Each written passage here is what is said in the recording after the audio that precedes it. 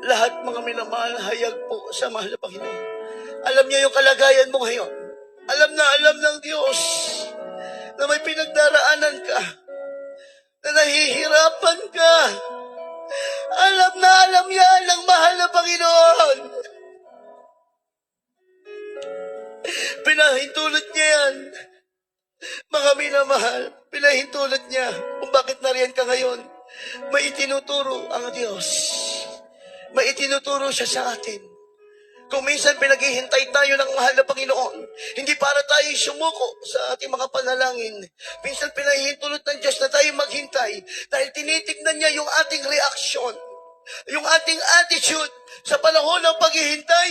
Ano ang ating ginagawa? Tayo ba'y nananatiling nagtitiwala sa Diyos?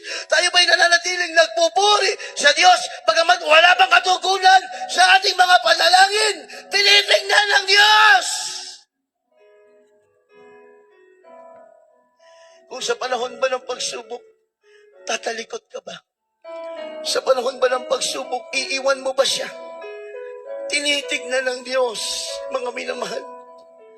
Alam niya ang ginagawa niya sa buhay mo. Alam na alam niya. Hindi nagkakamali ang mahal na Panginoon, mga minamahal.